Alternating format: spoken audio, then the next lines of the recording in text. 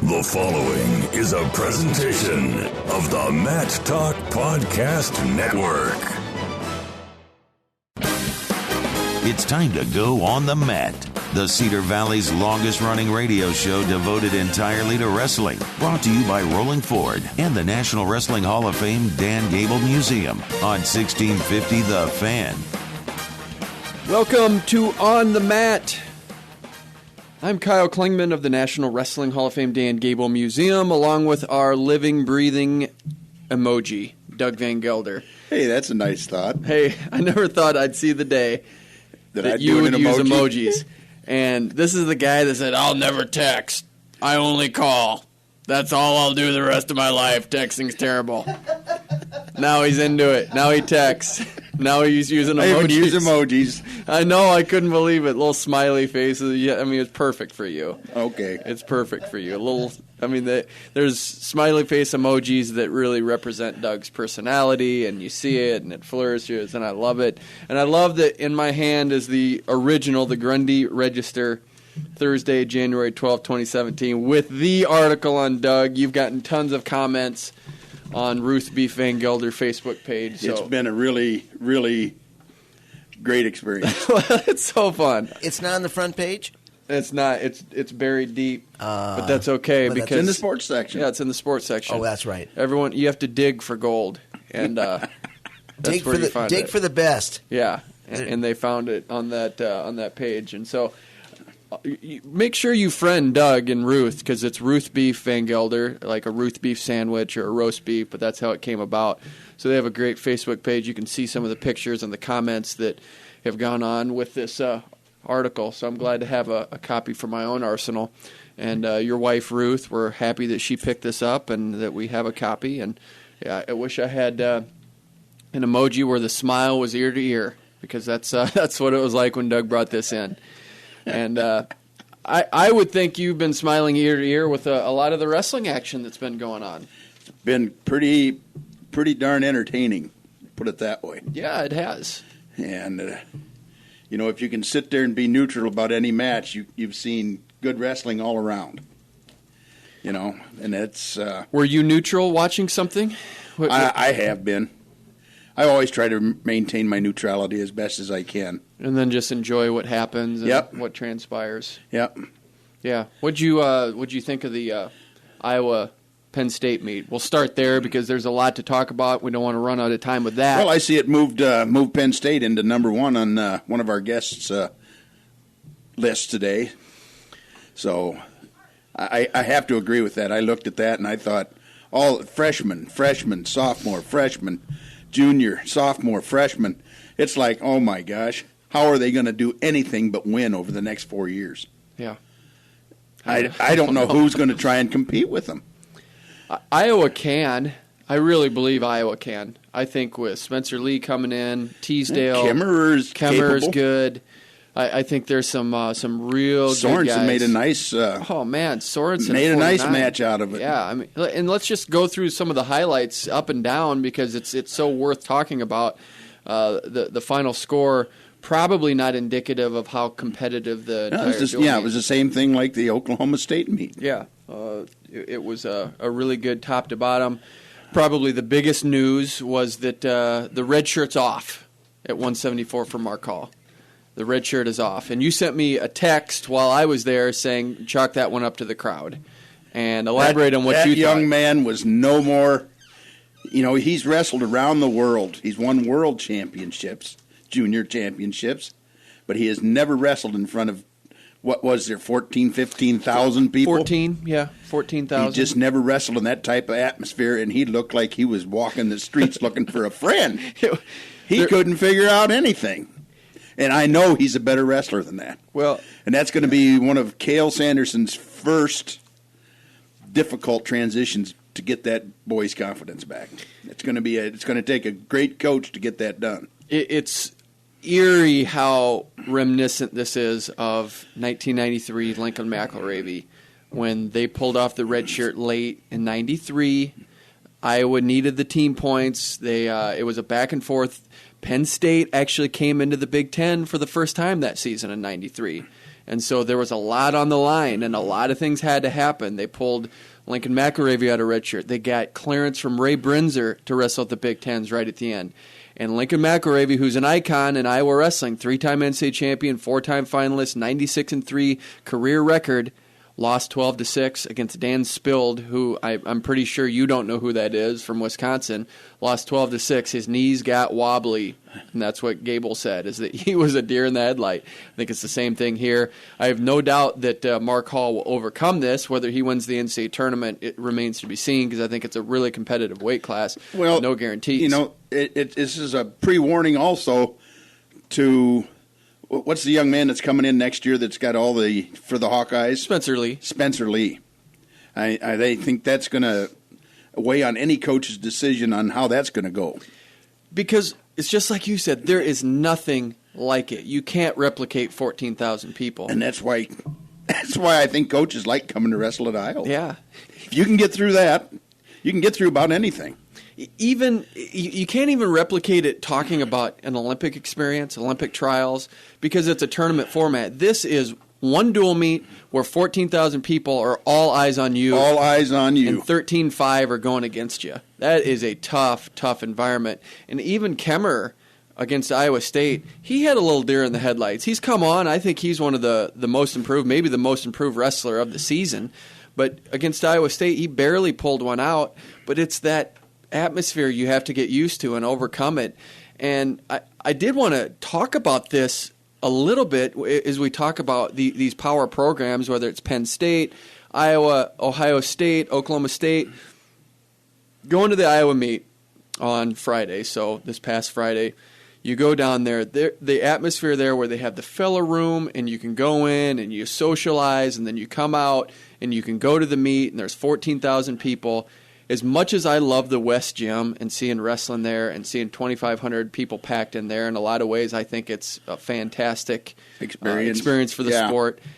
I'm almost wondering if I need to be a little more progressive and say, at some level, maybe we need to get 2 or 3 meets over at the McLeod Center and get big crowds and have people where you can socialize. You get them in the club suite and you get to experience it in that type of Carver Hawkeye atmosphere, even though it's not as big. I think UNI Wrestling can mix that. I think you can go at the West Gym for some of the dual meets with the Eastern Michigans, which they just had. But they're doing it this year against Oklahoma.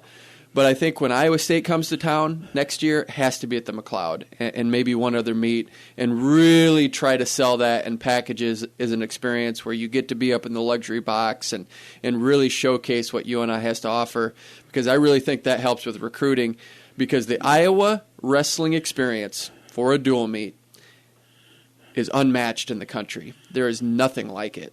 There is absolutely nothing like it. And kudos to Iowa fans for coming out, 14,000 fans, even though it's back-to-back dual meet losses, 24-11 to Oklahoma State in Stillwater, and then 26-11 against Penn State. They're still going to turn out even this week, this Friday, against Ohio State, which is going to be another fantastic dual meet. I think Iowa's going to win this one. I think they match up really well against Ohio State. But it's going to be a battle. It'll be a battle, but the nice thing is regardless, you know that if Kyle Snyder's in the lineup, and I assume he's going to be at heavyweight, that he's going to win that. So whether you have a backup or your starter is not going to matter. Yeah, he's going to torch you. Sad news for the Hawkeyes losing Stoll. Stoll's out for the season. I hate to hear that. And it's tough for any young man to go through. Yeah, and we good segue to plug our guests. We have Mike Finn of Wrestling Insider News Magazine. We'll talk to him about the landscape and if he thinks Iowa has enough firepower without Stoll to still be a contender and win the NCAA tournament. And then we go back out to California. I might keep this trend for a couple more weeks. We have Jason Borrelli, the head wrestling coach at Stanford, is going to be on the program, so maybe we'll get a couple more weeks of California, like getting that West Coast flavor. We had Adam Tirapelli on last week, and now we have Jason Borrelli from Stanford this week, so we'll see if we can get creative and get another California connection. But it really struck me, even though Penn State won 26-11, and you look at a Northern Iowa who's having a solid season so far. Northern Iowa is not even in Iowa's lane at this point. They have no chance of competing. And I think there's something to be said, if we take a look at what soccer does, and I don't follow soccer that close, but I've learned about what they do. There's an organization that oversees it, and then they have a Premier League, and you can move in and out to different levels of soccer. I think wrestling needs to explore that. I don't know if the NCAA would ever be that progressive and think that way, but maybe an end-of-the-year dual meet tournament, you have the Premier League, and it's worth it to try to get in there, and that you're part of that upper tier of the top 8 or the top 10, because it's hard to get in that. Cracking the top 10 is so hard. Northern Iowa hasn't been in the top 10. I think I looked since 1983 when Don Briggs was still head coach. It's been a long time, 83 or 84. It's been a while, and I think that's just incentive to try to get in that top tier. And if you break that down, hey, Northern Iowa had a nice win against Iowa State. Went into Hilton Coliseum, won some matches they weren't supposed to. Won 20-12. I thought they did a nice job of going down there and do a dual meet that Iowa State knows they have to win. They want to win. You don't want to be the third Division I program in the state of Iowa. That's just not the place you want to be. And so Iowa historically holds that spot, at least for the last several years. Iowa State's been in the mix a little bit, and Northern Iowa on occasion will pop itself in for that second place stop or spot. And even Wartburg and Grandview, there's times we talked about last show that I would say they're the second or third best team, even with the Division I teams in the state. I would put them in that caliber. But it's going to be fun to see how Northern Iowa can progress, and if they can get All-Americans at the NCAA tournament this year. I'm not sure where they're going to fall with All-Americans. I think they have a shot at 1, maybe 2. But they're a solid dual meet team, top to bottom. I think they're just a team that's stingy, and they're going to be hard to beat. Which weight are you thinking? I think 49. I think for Northern Iowa, I think Thompson could be a low All-American. I think he's proven himself and been solid. I don't think with the injuries that have sustained by Dylan Peters, I just do not see him being an All-American. I think Albert has a big upside if he can be healthy. I like him at 133 being an All-American. How about Steyert? I think Steyert is there too, and then I'd love to see Lujan, because I think he's kind of been a little bit of a roller coaster here. But yeah, but he's kind of good. Leveled out, and if you look at the scores and how he's competing, I think he can be right there. And he's not someone that you want in the NCAA tournament. He's not a draw that you like, and he's a tough out no matter what. Yeah. So I feel like. I think those 4 would be the people that I would say have a shot at being an All-American. Wouldn't it be great to have all 4 of them be All-Americans? Hey, I think it'd be awesome for the program to have that, and I'd love to see Dylan Peters get back in there. He's electric, and I think he's one of those guys that I've enjoyed watching so much the last 4 years. His body has paid the toll. I know, and it pains me that any wrestler has to go through an injury. Pains me that Corey Clark is battling injury right now with that shoulder harness his senior season, because I really felt like he was in a position to win it this season after being runner-up twice. But and he still has a great shot. I'm not counting him out by any means. But it's going to be interesting, really, to see how some of these injuries play out for a lot of schools. I want to talk about Wartburg right now, because they're rolling right now. They are absolutely rolling, and they had the Iowa Conference duels, beat Central 37-6, beat Buena Vista 40-3, beat Dubuque 47-3. But the one I was interested in, I went up to this last week, was and I circled this, and people might think, why would you circle wanting to go to Nebraska Wesleyan and watch them win 48-0? It fascinated me because you have Wartburg, the powerhouse. This is a team that's been on the front page of the sports of New York Times, 12 NCAA team titles. Be easy for them just to kind of sit back, wouldn't it? 193 conference dual meets in a row now, and you're going against a first-year program with all local people. It's all freshmen and sophomores. So they won 48-0 with 6 second-teamers. I was really hoping that it would be the full starting lineup, because I've never seen a 60-0 perfect dual meet, and I thought this was my opportunity to see that. But I just did a little math. I was just interested. The first 3 matches of real time, and I did it from whistle to whistle, the first 3 matches took 4 minutes and 40 seconds. Think about. Just let that soak in for a sec. How dominant that is. And it used to take me that long to go through my pre-match yeah, I know. ritual. But the level of talent there, and I thought there was a couple spots where, hey, Nebraska Wesleyan fought hard, and of course, there's zero chance of winning that. But it's so healthy to have new programs, and they're in the Iowa Conference, by the way, as a first-year program. But just for them to be there and to come into the Lions Den of Wartburg and to watch that, it was something I was hoping they'd have the full lineup, Wartburg, but they still won 48-0. It'd be interesting to see how that coach approached getting his team ready for that. I don't know. It would be fun to just pick his brain on what that might look like and how he would do that. Today you'll find out what it takes to be number one. Oh, but these are their number two guys, Coach. That'd be a little tough to swallow. Yeah. I don't know. Well, and then, hey, fascinating duels for Wartburg coming up. January 27th, they have Co. in Waverly. They don't like each other. There's no doubt about it. They're rivals. I think Wartburg will win that, given that Loris just beat Co. And then they go to the Battle of the Bergs, Augsburg's in Minneapolis this year. And then Loris College is the final meet in Loris. I don't think Jim Miller's going to attend that.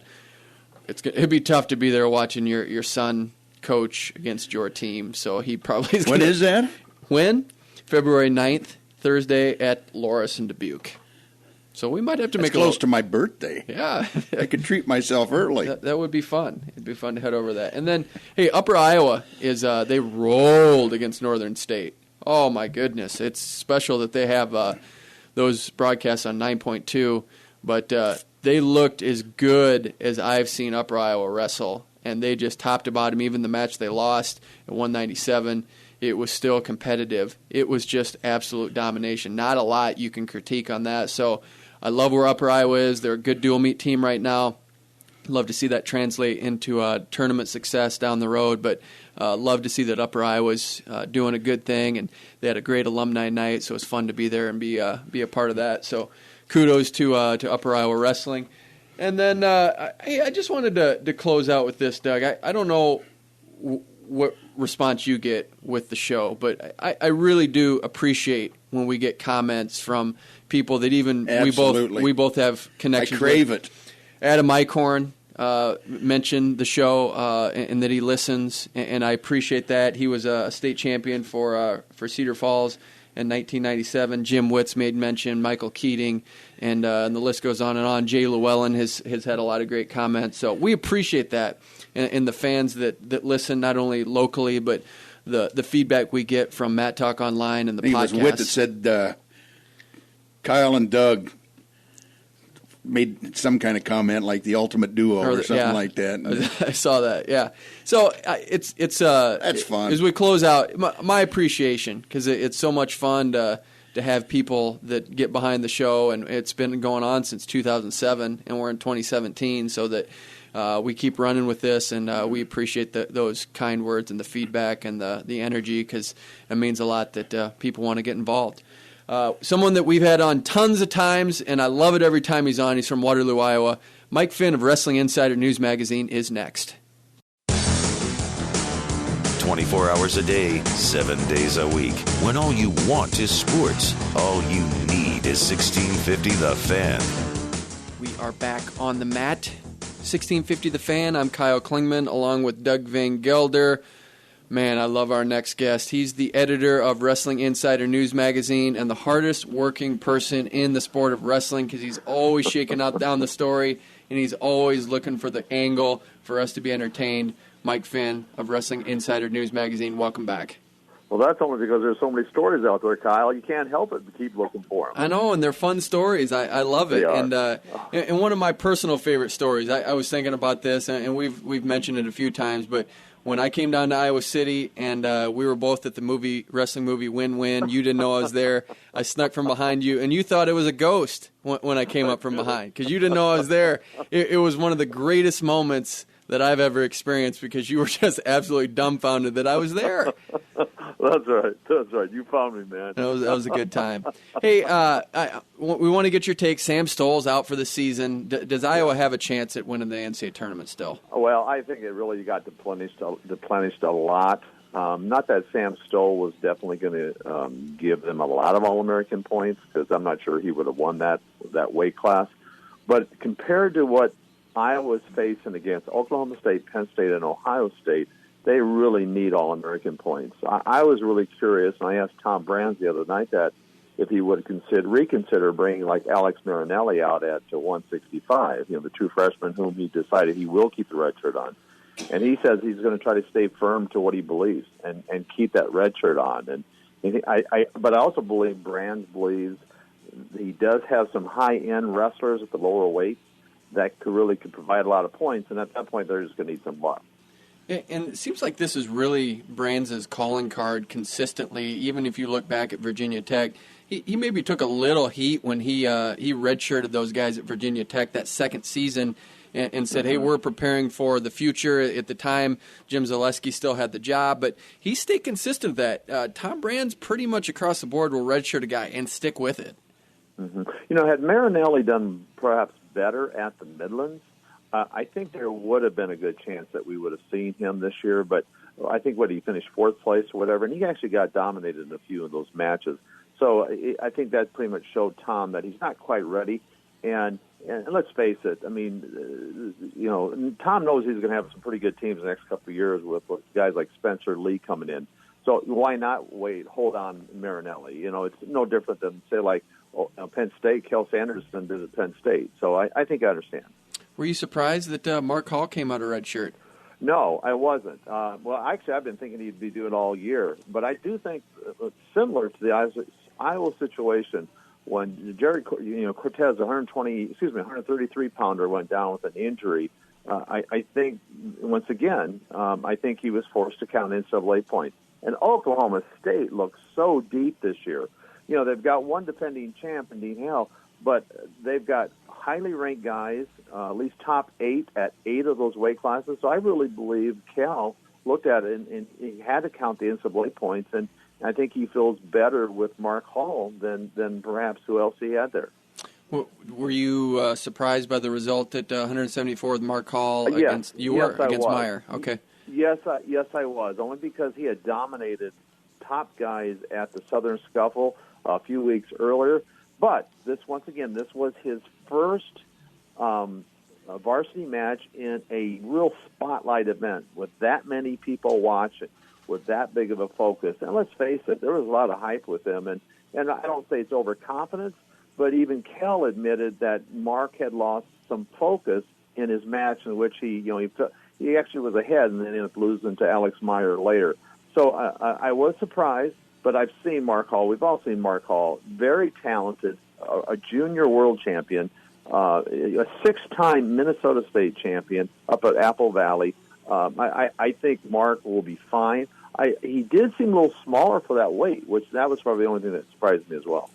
So 174, who do you think is going to win that weight class if you had to pick right now? Oh, boy, that's tough. But the only thing you can't forget is Khalid Valenzuela.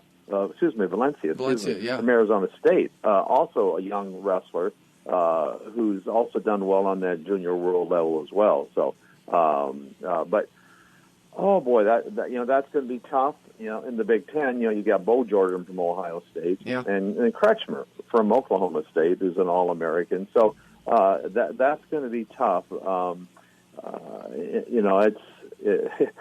Once again, I could probably list every single weight class, and you'd probably find someone from Penn State, Oklahoma State, Ohio State, and Iowa up there. We're on the mat with Mike Finn, editor of Wrestling Insider News Magazine.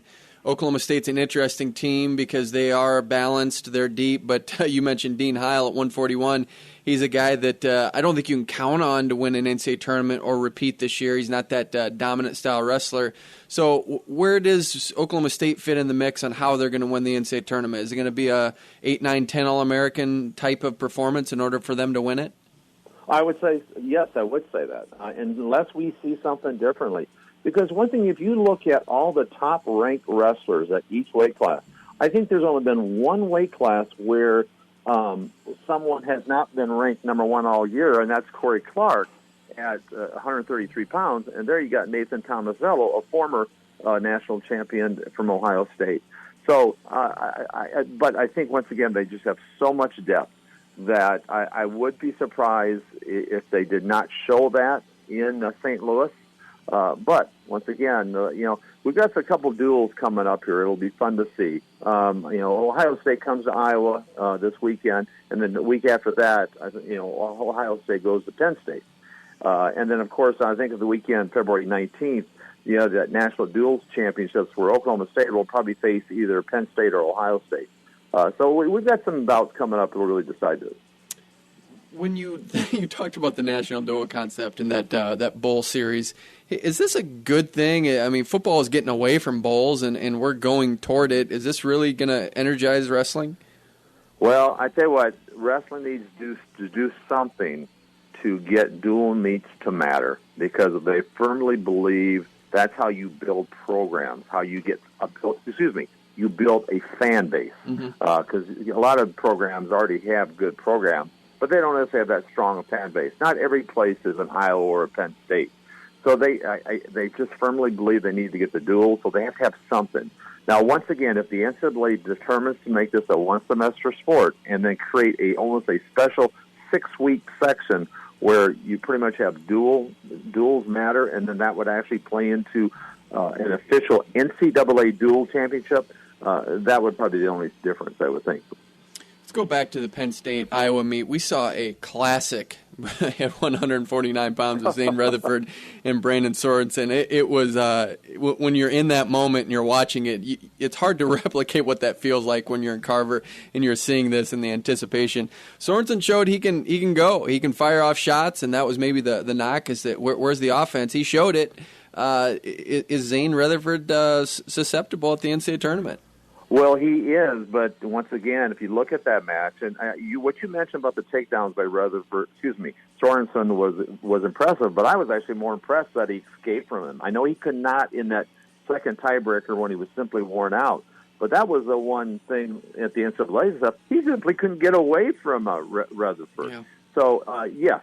But in that duel you're talking about just recently, if you look at that third period, when Sorensen, scored another takedown to take a quick lead, not only did he give up immediate escape, he gave up almost an immediate takedown to Rutherford as well.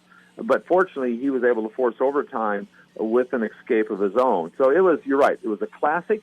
It certainly would be great if that's what an NCAA final would look like. Oh, if that was the NCAA finals, I think we'd be buzzing about that for years. That would be a classic. It was a classic match that I think will go down in lore of Iowa wrestling. But hopefully we get more and more of that type of competition. Going down a couple weight classes at 125, Gilman I thought would actually dominate a little bit more. I didn't think he'd get a major decision, but I thought he might open up maybe a 7-3, 7-4.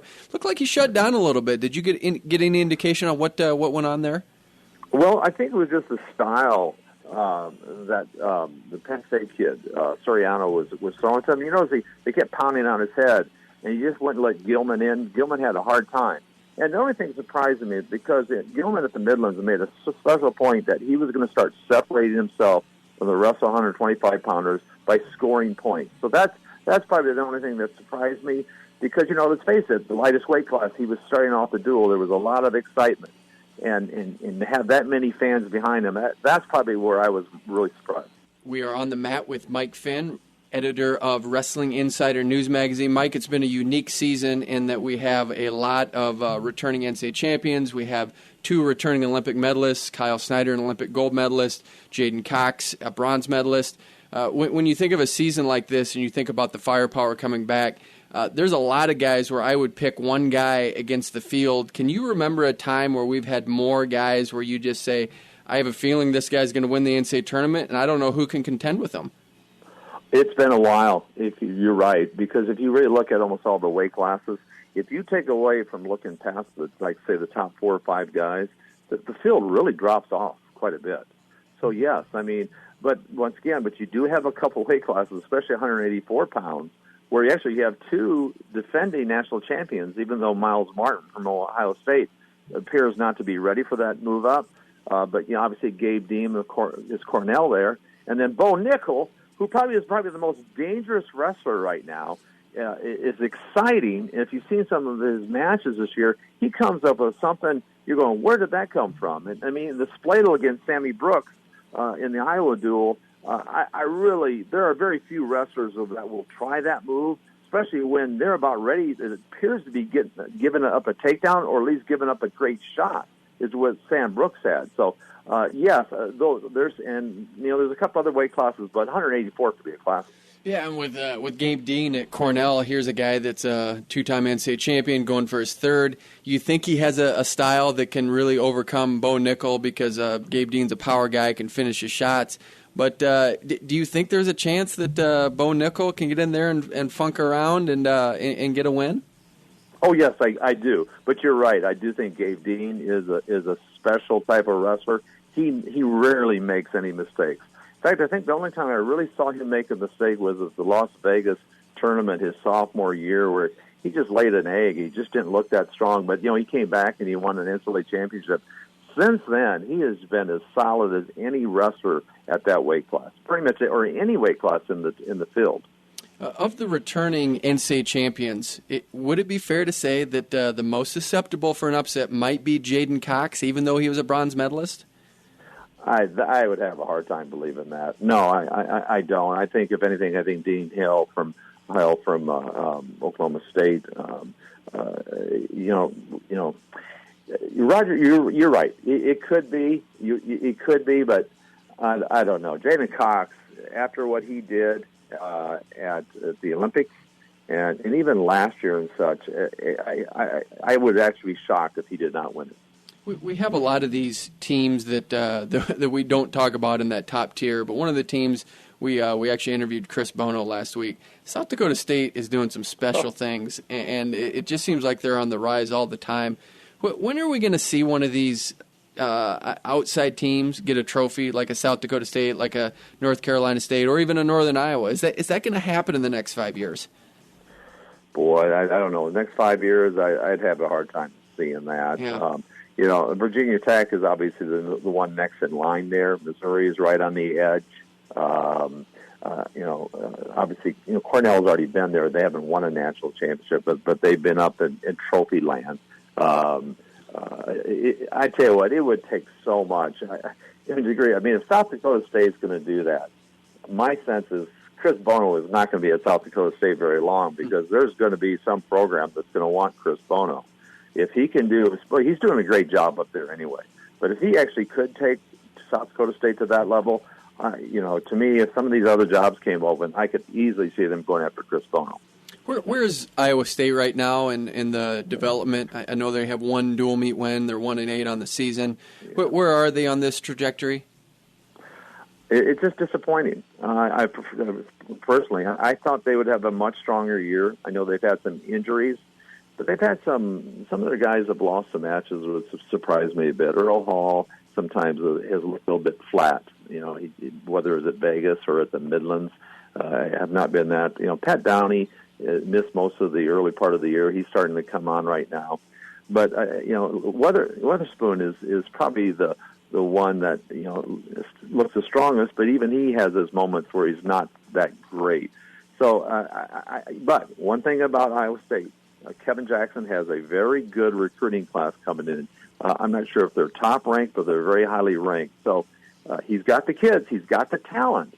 The question is, can he actually get performances on the mat?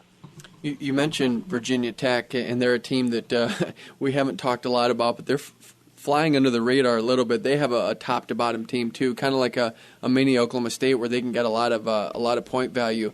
They got a trophy last year. Is it too much out of the realm of thinking to think they could get a second one this season? Well, your friends can top 4. To me, if you getting past Penn State, Oklahoma State, and Ohio State is what I look as the top 3. If that's going to happen, that means they're going to beat Iowa out for that again. And once again, that would be not ironic, but just with Kevin Dresser's ties to the state of Iowa and the University of Iowa, again, that would be a bit surprising. And, of course, all the stuff that came with Tom Brands at Virginia Tech and stuff, it's sort of a weird irony to what's happening there. It could happen. I think Missouri is talented. Cornell is another team that I think we cannot overlook that could could be there in the top 4. I think the question is Iowa. Is Iowa a top 3 team, or could they actually fall out? We are on the mat with Mike Finn of Wrestling Insider News Magazine. We just got about a minute to go here, Mike.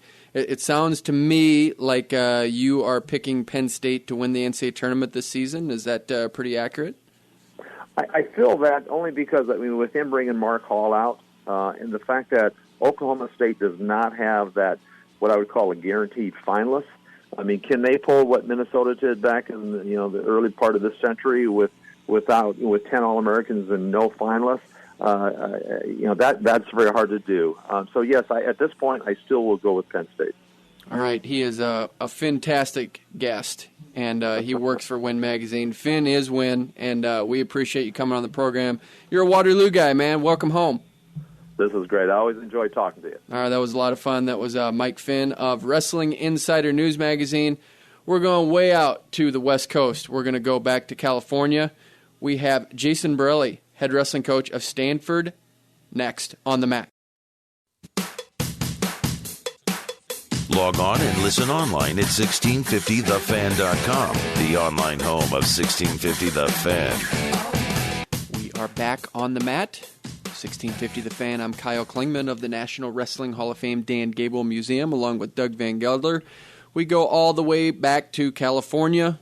We go to Stanford. Head wrestling coach at Stanford University, Jason Borrelli, enters his ninth season, or he's in his ninth season right now. We're glad to have him on. How are you, Jason? I'm doing well, Kyle. Thanks for having me on. What's it like being in California? We're right in the heartbeat. We see all of this. Do you feel like you're on a wrestling island when you're at Stanford Wrestling? Well, that's a good question. Not really. You get consumed with the wrestling season, and so your whole day ends up being the same no matter where you are, right? You're in the wrestling room, or you're out, on the fundraising trail, or just doing things all wrestling related. So I don't think it really matters what part of the country you're in. So for me, it's kind of you kind of forget about the fact that you're living in California when you're in the grind of the season. So does Fresno State getting a program back, does that move the needle for you guys at all? Well, I certainly think it helps.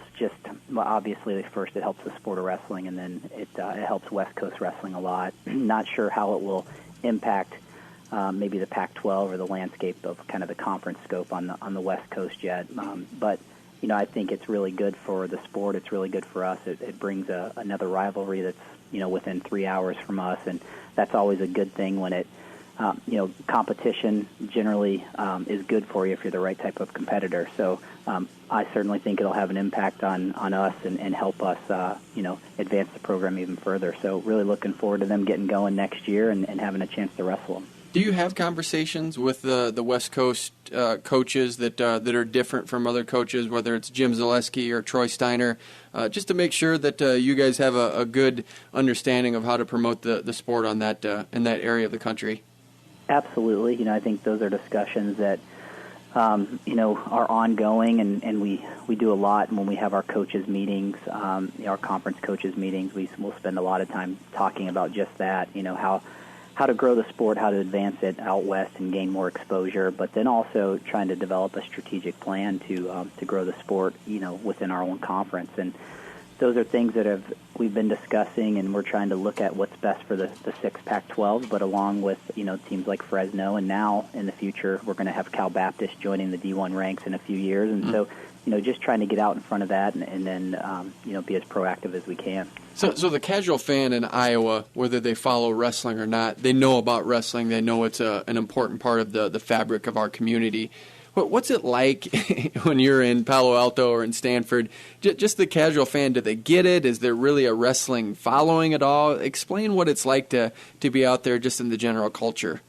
Sure. Well, I think those are good points. I think there are certainly parts of the country where people are just more familiar or more knowledgeable of the sport, probably because of its its history, and then maybe even just more people do it in general because it's a little more part of the culture.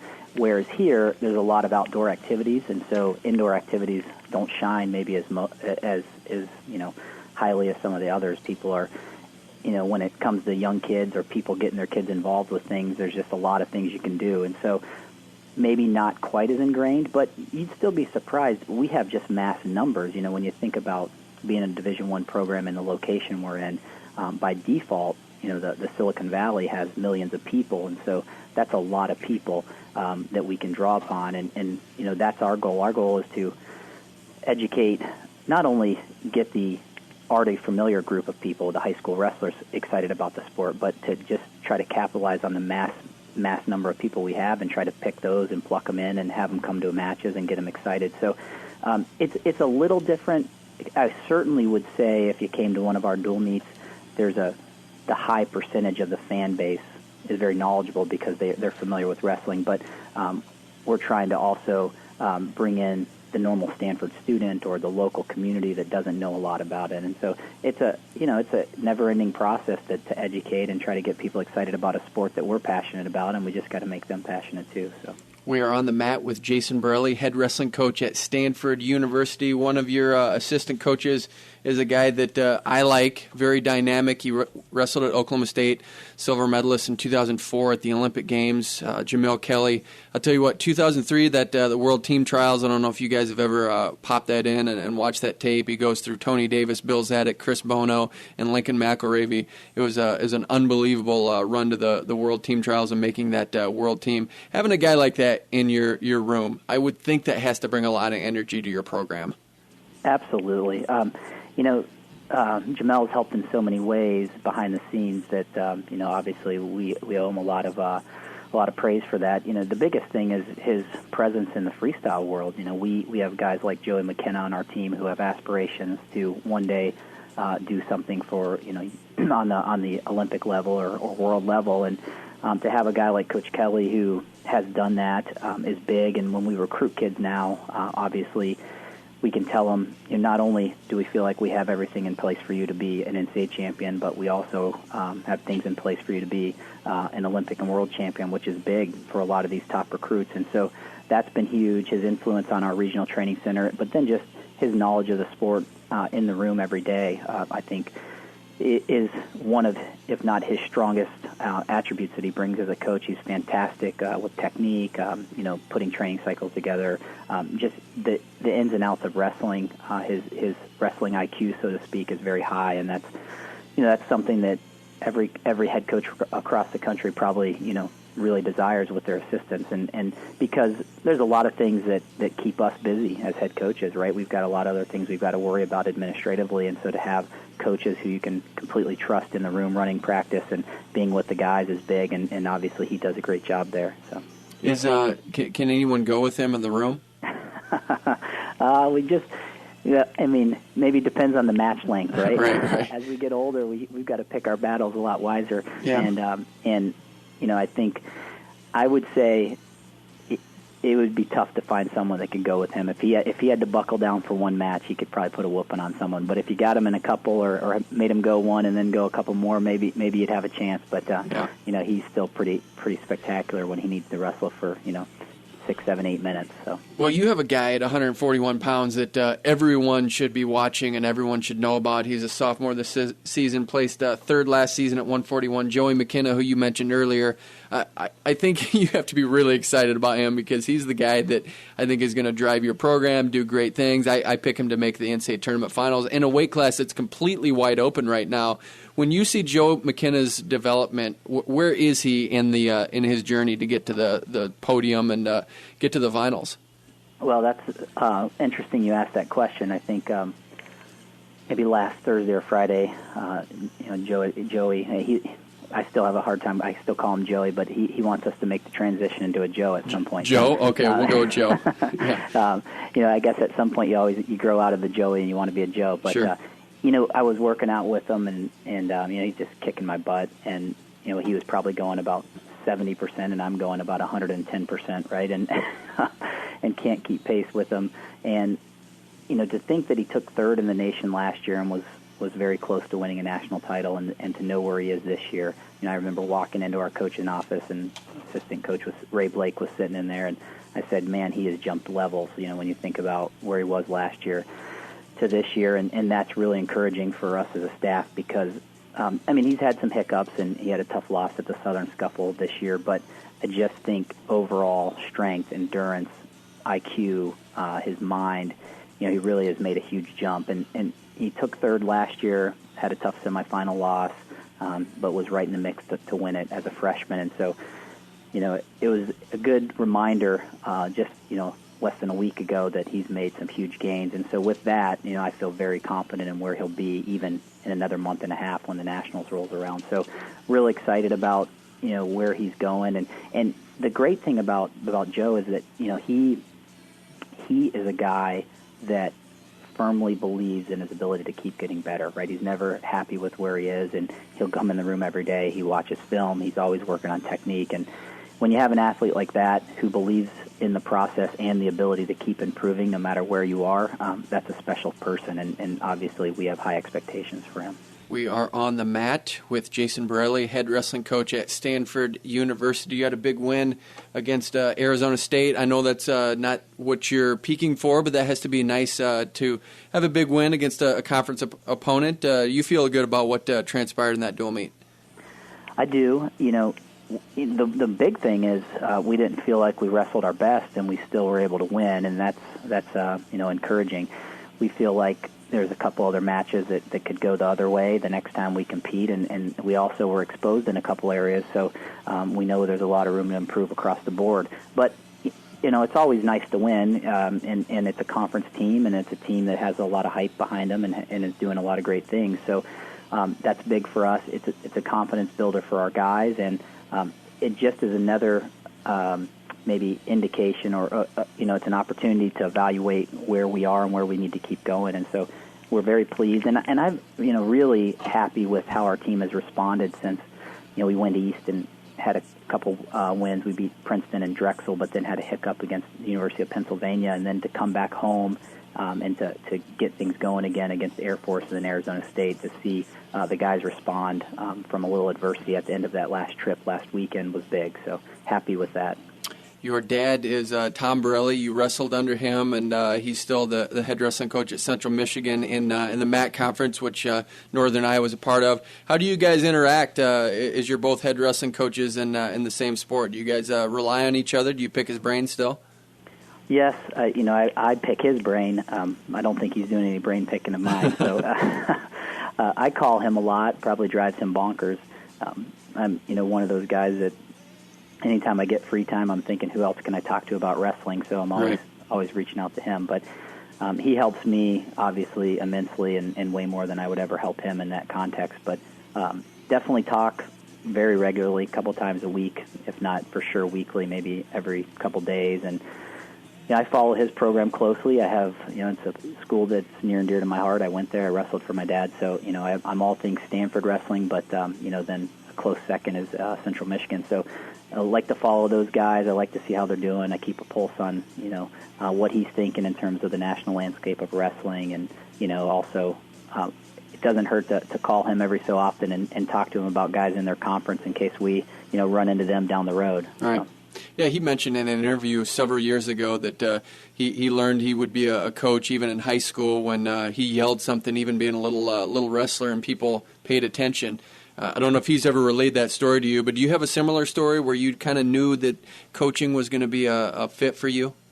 Well, not as much. I think naturally coaching was something that I was drawn to because I spent so much time around him. But I do know that when I went through college, there was a lot of questioning of whether or not, in my own mind, if I wanted to coach. And I got a business degree with a focus in management and then a minor in marketing, mainly because I thought the business world might be where I would end up if I didn't coach. I think the moment for me was when I didn't accomplish my own goal my senior year in college. I lost to be an All-American, and I started thinking about the people that had an impact on me, because it takes a lot of, it takes a lot to get through a heartbreaking loss like that, and you have to have great mentors, and you got to draw upon the things you've learned from, the leaders that you had. And a lot of that was my dad and of course, Casey Cunningham and some of the other coaches I had, and I started thinking about the impact they played on me. And so I thought about coaching more at that time, and then I also started thinking, are there some experiences that I had or some things I did, as an athlete that I could transfer over into coaching and help athletes not maybe be in the same situation I was because I was so devastated, right? And so I wanted to help wrestlers get better at wrestling, learn the life lessons that the sport teaches, but also, help them not be in the same spot that I was after my career ended, right? So that was kind of it wasn't until much later in my wrestling that I decided that I was going to be a coach, but certainly it's been in our house for a long time, so it had always been in the back of my mind. All right, real quick, in about 20 seconds, do you follow this Clovis Buchanan dual meet that I see promos for? I certainly follow it. It's it's only a couple hours away, and I used to coach with one of the Tirapellis, so very familiar with that rivalry. And so yes, to answer your question, definitely follow it. Definitely excited about that match coming up, and it's a big one. All right, the 3,000 people will be there for that. Hey, thanks for coming on. Let's get you on more often. This is a lot of fun. Love what you're doing at Stanford. Wish I had the opportunity to be out in that warm weather, but we'll take being in the heartbeat of wrestling as a great consolation prize. Yeah, well, thanks for having me on. Anytime you want me, give me a buzz, and I'm happy to join the show. All right, we enjoyed it a lot. That was Jason Borrelli, head wrestling coach of Stanford. Be fun to get out to California. I've always dreamed of getting to the California State Tournament, and I'd pick up a Stanford duel on the way. I'm thinking outdoor meet. Yeah, they should. Yeah. They absolutely should. That'd be a great fit. It's been a fun show. For Doug Van Gelder, Jason Borrelli, and Mike Finn, I'm Kyle Klingman. You've been listening to On the Mat, the Cedar Valley's longest-running radio show devoted entirely to wrestling. Brought to you by Rolling Ford and the National Wrestling Hall of Fame Dan Gable Museum on 1650 The Fan.